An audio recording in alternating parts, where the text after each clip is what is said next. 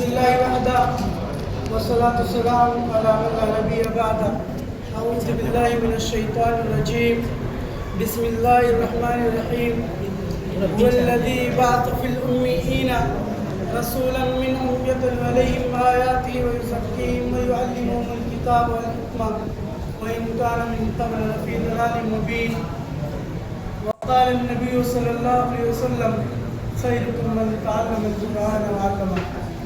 صدر انجمن اور عزیز ساتھیوں، آج میں آپ سب لوگوں کے سامنے اس ہفتہ واری انجمن میں جس موضوع کی تحت لب کشائی کرنا چاہتا ہوں، میرا موضوع بیان ہے استاد کی عظمت کو ترازو میں نہ تول، استاد تو ہر دور میں انمول رہا ہے۔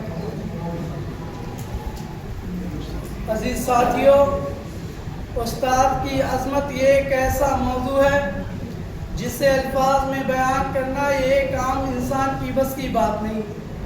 یہ وہ شخصیت ہے جو قوم کو سیدھا راستہ دکھاتی ہے، اندھیروں میں چراغ جلاتی ہے اور علم کے ذریعہ انسان کو جہالت کے غار سے نکال کر روشنی کی راہ پر گامزن کرتی ہے۔ استاد کی عزت و عظمت ہر مذہب، تہذیب اور معاشرے نے مقدس مقام عطا کی ہے، جو ان کی عظمت کا سب سے بڑا ثبوت ہے۔ استاد کی عزت و عظمت ہر زمانے میں انمول رہا ہے اور ان کی عزت و عظمت کو کسی ترازو میں نہیں تولا جا سکتا۔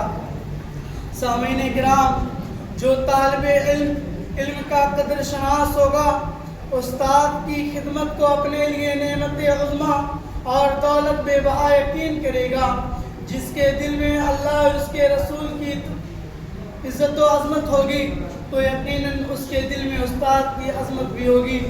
اس لیے استاد ہی اللہ اور اس کے رسول کی تعلیمات و ہدایت کو شاگرد تک پہنچا رہے ہیں اور شریعت و سنت کو دوسروں تک پہنچانے والوں کو نبی کریم صلی اللہ علیہ وسلم نے اپنا خلیفہ بتایا ہے۔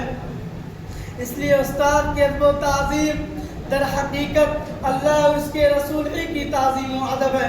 اللہ تعالیٰ نے استاد کی حیثیت کو اجاگر کرتے ہوئے ارشاد فرمایا، قُلْ هَلْ يَسْتَوِي الَّذِينَ يَعْلَمُونَ وَالَّذِينَ لَا يَعْلَمُونَ، کہ علم والے اور بے علم والے دونوں برابر نہیں ہو سکتے، اگرچہ کہ بے علم کے پاس کتنا ہی مال کیوں نہ ہو، اس کے پاس مال و دولت کے انبار کیوں نہ ہو، مگر ایک عالم کے مقام و مرتبہ کو کبھی نہیں پہنچ سکتا۔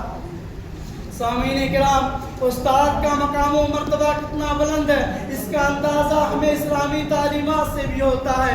اللہ کے نبی نے فرمایا، انما بعثت معلما، یعنی کہ مجھے دنیا کے اندر استاد اور معلم بنا کر بھیجا گیا، اور آپ صلی اللہ علیہ وسلم نے معلم کو انسانیت میں سب سے افضل قرار دیتے ہوئے ارشاد فرمایا، خیرکم من تعلم القرآن وعلمہ، تم میں سب سے بہتر وہ ہے جو قرآن کو سیکھے اور دوسروں کو سکھائے۔ نیز فرمایا، فضل العالم علی العابد کفضل القمر علی السائر الکواکب، عالم کی فضیلت عابد پر ایسے ہی ہے جیسے کہ چاند کی فضیلت ستاروں پر ہے۔ یہاں پر استاد کی حیثیت کو اجاگر کیا گیا ہے کیونکہ استاد ہی قوم کا معمار ہوتے ہیں۔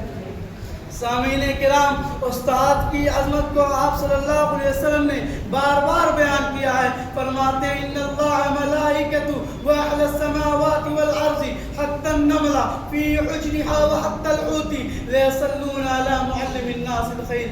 اللہ کے رسول صلی اللہ علیہ وسلم نے اس حدیث کے اندر استاد کی عظمت اور ان کے کام کی برکت کو اجاگر کیا ہے۔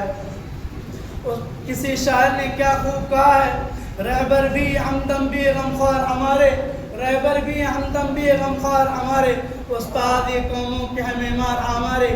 سامعین کرام، حضرت طاؤوس سے مروی ہے، من السنت یحقر اربعۃ العالم وذو الشیبۃ وسلطان والوالد، کہ بوڑھے مسلمان اور عالم اور بادشاہ عادل اور باپ کی توقیر و تعظیم عظیم نے کی ہے۔ اس لیے اندلیبان جامعہ اپنے اساتذہ اور علماء کا ہمیشہ وہ احترام کرے، ان کی خدمت کرے، ان کے उनके साथ बदसलूकी ना करें, बल्कि नियाज़मंदाना मुतवाज़े बनकर रहें। जो तालिब इल्म अपने उस्ताद की अज़मत व बुज़ुर्गी का ख्याल नहीं रखता, वो हमेशा के लिए बेफैज़ रहता है।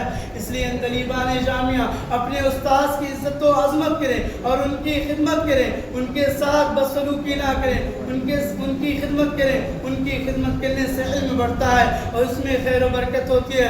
मगर आज ये एक अलमिया है कि उस्ताद और तालिब इल्म का वो रिश्ता जो मोहब्बत व ताज़ीम का रिश्ता था, महज़ कुतबे माश बनकर रह गया। आज तालिब इल्मों में असातिज़ा का एहतराम बाकी ना रहा, उनसे कौल व गुफ्तार का सलीका मफकूद हो चुका है। आज तलबा के अंदर बेहुरमती और बदलिहाजी पैदा हो चुकी है। जबकि इमाम शाफी अपने उस्ताद इमाम मालिक के पास होते तो किताब मुअत्ता के औराक को इस अंदाज में पलटते कि कहीं औराक पलटने से आवाज़ ना आ जाए और मेरे उस्ताद इमाम मालिक की शान में गुस्ताखी पैदा हो जाए। अब आखिर में दुआ करता हूँ कि अल्लाह तबारक व तआला हम तमाम तलबा को उस्ताद की इज़्ज़त व अज़मत और उनकी खिदमत करने की तौफीक अता फरमाए। आमीन। अस्सलामु अलैकुम व रहमतुल्लाहि व बरकातहू।